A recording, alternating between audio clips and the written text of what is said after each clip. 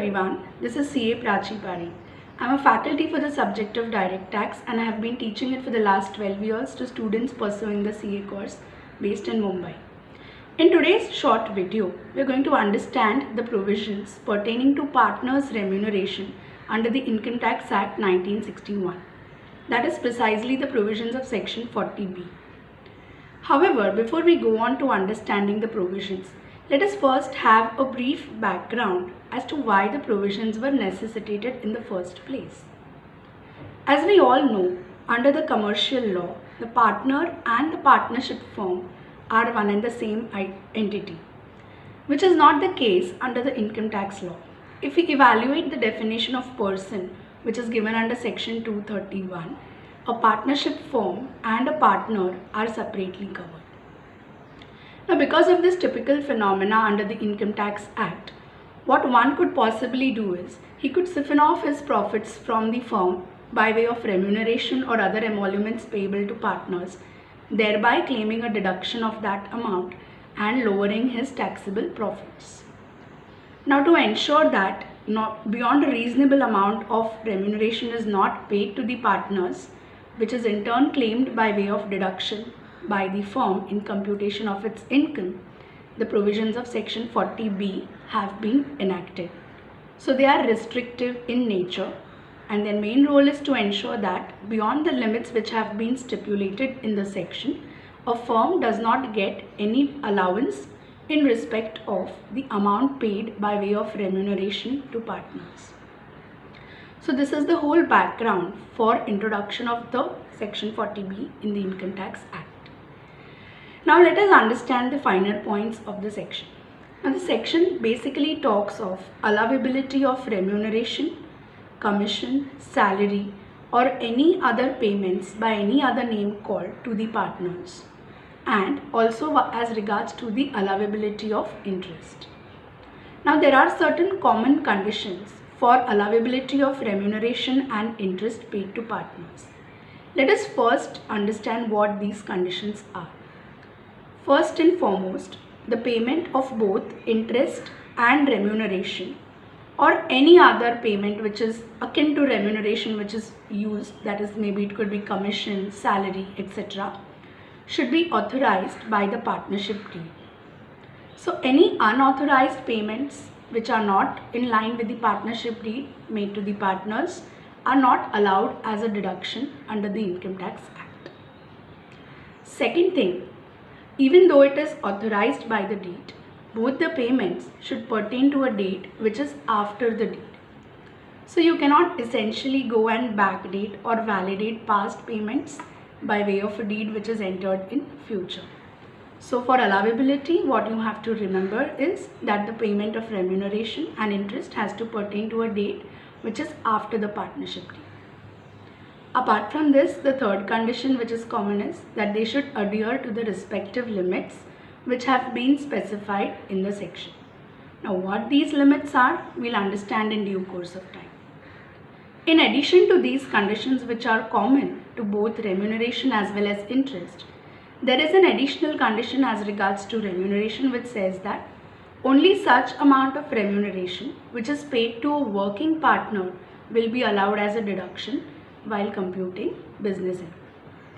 So if at all there is any remuneration which has been paid to a dormant partner or a non-working partner or a sleeping partner, then in those cases that remuneration is not to be considered for the purpose of allowability. Now let us look at what the limits are. First we look at the limits with regards to interest because it's a plain simple figure of 12% per annum simple rate of interest. It could be for interest on loan as well as interest on capital which is provided by the partners. So essentially, if the firm has paid any amount of interest which is beyond the threshold of 12%, then that excess amount is going to be disallowed in computing its business income. So this is for the limit as far as the interest part is concerned. Now let us understand the limits in the context of remuneration which is paid. Now here we have to calculate a separate figure which is called as book profits of the firm. What exactly are book profits? So book profit of the firm is typically your computed PGBP that is after applying all the other provisions of chapter 4D, but before allowing a deduction in respect of the payments made to partners. So that is the amount of book profits. Now your limits for the allowability of remuneration are linked to the book profits. So in case of the first 3 lakh component of the book profit, or if at all there is a loss, the allowable remuneration would be 90% of such book profits or a specified threshold of 1,50,000, whichever is higher. So let me just emphasize this. The limit in respect of allowable remuneration in terms of 40B is linked to the book profit. On the first 3 lakh of book profits, your allowable remuneration is 90% of such book profits, or alternatively an amount of 1,50,000, whichever is higher. On the balance amount of book profits, your allowable remuneration is to be computed at 60% of such balance. So typically, aggregate of both these two limits, as we decided, is going to be your allowable remuneration under 40B, right? Now, how do we exactly use all this when we are faced with a problem which involves us to apply these provisions? Now, typically you would be given an amount of remuneration which is actually paid to partners, and you would be given some relevant information to ascertain the book profit. What you have to do is, you have to do the steps for computing the book profits as we just discussed, which is your computed PGBP as increased by these amounts which are paid to partners. Post that, you will determine the allowable remuneration under 40B by applying these limits. You would be comparing the actual remuneration paid to the partners with the maximum remuneration permissible under section 40B, and lower of the two will be allowed as a deduction. So this would help you to calculate the net profit or the taxable business income of the firm. Correct? So this could be one manner in which your question or your case study related to partners' remuneration could be appearing in your examinations. Another way is with regards to what is the tax treatment in the hands of the partners. So like we all know, the relation between a partner and a partnership firm is that of an agent and principal. So any kind of salary remuneration which is received by a partner from the firm is outside the purview of income from salaries, and it is taxable under PGBP itself, as it is accordingly provided in the charging section 28. So any amount of remuneration, commission, salary, excess interest, etc. which is received by a partner from a firm is taxable under section 28 in the hands of the partner, that is under the head PGBP. So what is the tax treatment involved here? So we just need to remember one simple rule. What is allowed to the firm by way of a deduction in computing its taxable income would be taxable to the partner under PGBP. Whatever amount has been disallowed to the firm in computing the firm's PGBP, disallowed माने उस पे firm ने already tax pay कर दिया है, so that same amount is not going to be allowed to the partner. I mean, the same amount is not going to be taxed to the partner again. So this is the simple logic. What is allowed to the firm is taxable to the partner. What is disallowed to the firm, or so as to say what has been already taxed in the hands of the firm, is not going to be taxed to the partner again. So this could be another aspect based on which you could get questions, which is as regards the tax treatment of the remuneration which is paid in the hands of the partners. Now some finer points related to this section before we end the video. This limit which is determined under section 40B is cumulative, as in it is for all working partners taken together. So whatever this 90% and 60% amounts you derive, that allowable remuneration is for all partners taken together, right? That is one thing. Secondly, there are instances wherein an individual may be a partner in a firm in a representative capacity. For example, when you have an HUF which desires to be a partner in a firm, since it cannot enter into a contract, the Karta is an individual who is acting in a representative capacity as a partner of the firm.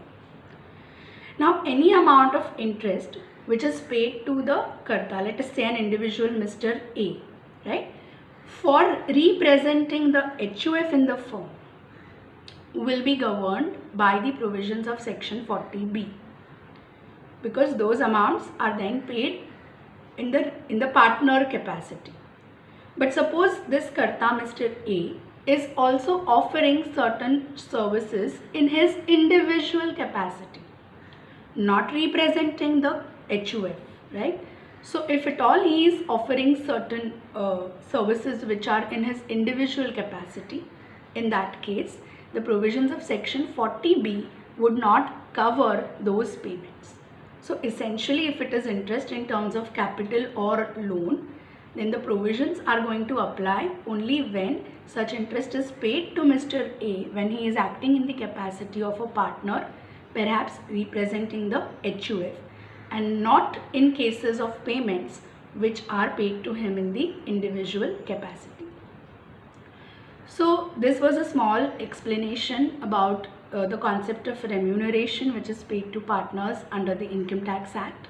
In this short video today, we are going to understand the provisions of the presumptive scheme of taxation as given under section 44AD of the Income Tax Act.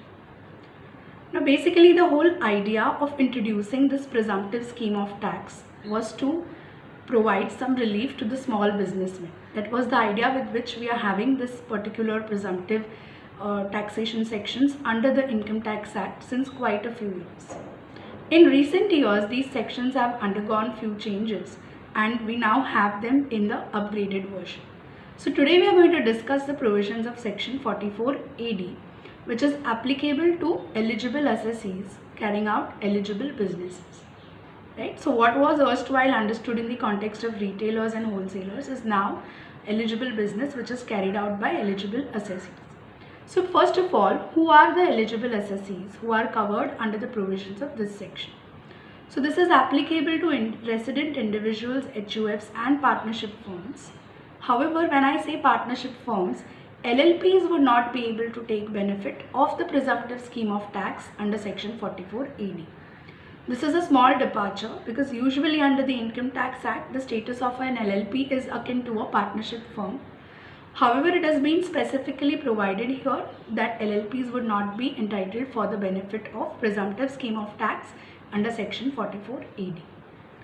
So these eligible assessees should not be claiming any deduction under section 10A or any of the profit linked deductions under chapter 6A of the Income Tax Act, that is part C of chapter 6A, which is related to income from carrying out certain business activities.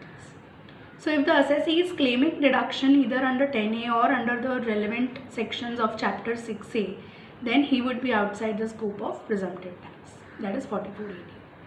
Another condition is that his gross receipts or turnover during the financial year or the previous year should be less than 2 crores in order to claim the benefit of this section.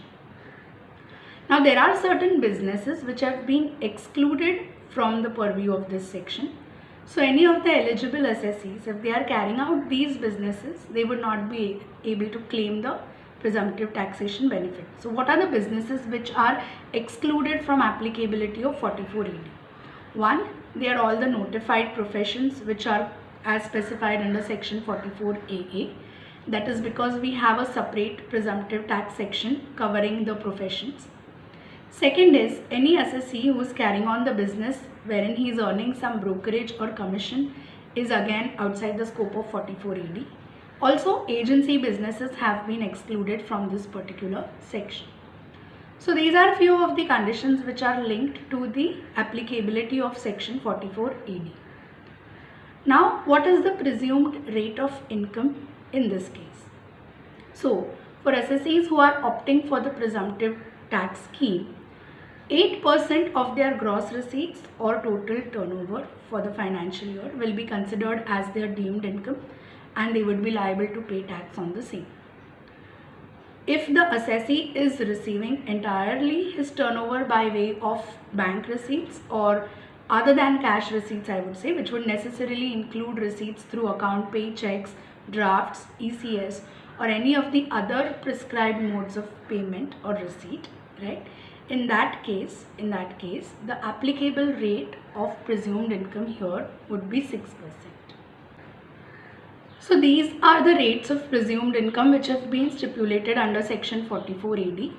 So if the assessee is receiving his gross receipts or turnover both in cash as well as by way of electronic modes of payments, it's going to be 8%. But if it is dedicatedly receiving these kind of receipts through account paid checks or drafts or ECS or other prescribed modes of payment other than cash, then the rate of income, that is presumed income, is going to be taken at 6%. Apart from this, a few other aspects which we should keep in mind in the context of 44AD are as follows.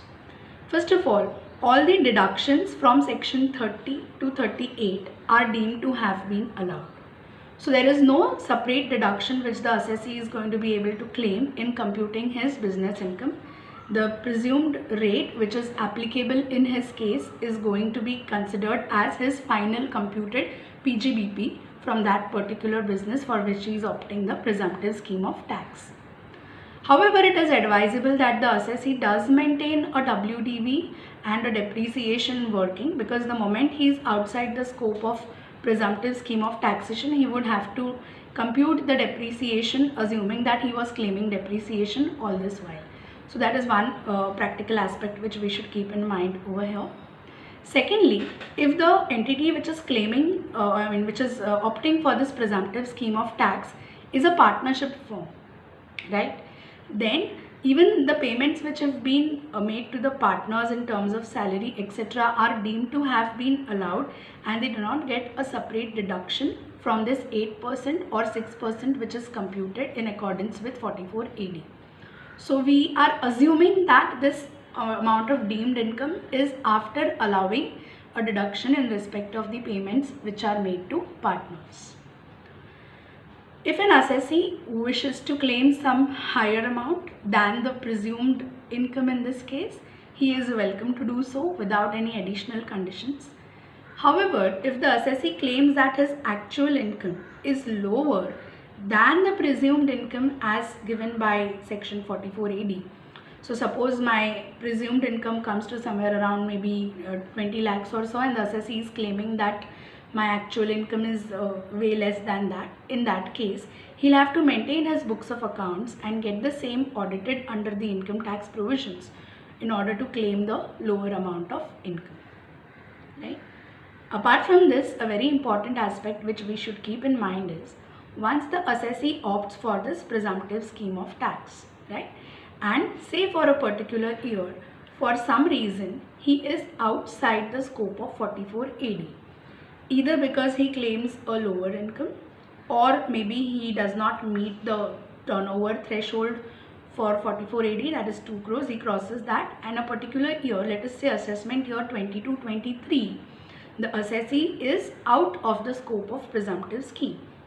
What will be the repercussion is, for a period of 5 consecutive assessment years beginning from that year, so from 23-24 for a period of 5 years, the assessee will not be able to claim or go in for the presumptive scheme of 44AD again. So this is like a 5-year bar which is placed on the assessee once he for any reason goes out of the presumptive scheme of taxation. Now, other than this, what we should keep in mind is, supposing the assessee has a turnover which is more than 1 crore and he is not willing to opt for the presumptive scheme of tax under 44AD, it would be imperative for him to maintain books of accounts and get the same audited, right? So these are some aspects about the provisions of section 44AD. Now, how do they reflect, or how should we take note of them when we are solving the questions which might be asked in this regard? First of all, you might be asked a direct question wherein you are told to compute the taxable income of the firm or the entity which is given to you, that is an individual HUF for a firm, by applying the provisions of section 44 AD. So the gross receipts or turnover would be given to you. Accordingly, you will make a decision whether the presumed rate of income is 6% or 8%, compute the deemed income and thereby the tax liability. Another indirect way wherein this particular provision can be checked is they might give you a trading P&L account which has the sales figure or the turnover figure which might be lower than 2 crores, and they might give you the entire details of the expenses and incomes. So here they might ask you to advise the client or the assessee in that sense that whether he should be opting in for the presumptive scheme of tax or no. So if this kind of question is posed to you, you would essentially require to calculate 1. The computed PGBP under the normal provisions of the Act, and 2. The presumed income as per the provisions of section 44 AD. So based on whatever is lower, you would be framing your answer with the necessary important points. So assuming that his 44 AD income is let us say lower than his actual income or more or less in the same band, then there is no difference as such and the assessee should opt for the presumptive scheme, because then there is no statutory requirement for him to maintain his books of accounts and get them audited. That's a small benefit. However, if his income under the normal provisions is way too less as compared to the presumed income, then you can write an advice that maybe the assessee should consider opting out of the presumptive scheme of tax, and then in this case there would be 3 repercussions. 1, he would have to maintain his books of accounts and get the same audited, and 2, for a period of 5 years from the year in which he decides to opt out of section 44 AD, he would again not be entitled to claim the benefit of section 44 AD. So these are the things you should keep in mind when you frame your answer for this particular part. Other than this, I think I've covered most of the important aspects of section 44 AD. You have to remember who the eligible assessees are, what are the eligible businesses, and also what are the exclusions, that is your agency business, assessees earning brokerage and commission, and all the notified professions. I hope you find this video useful. Thank you everyone.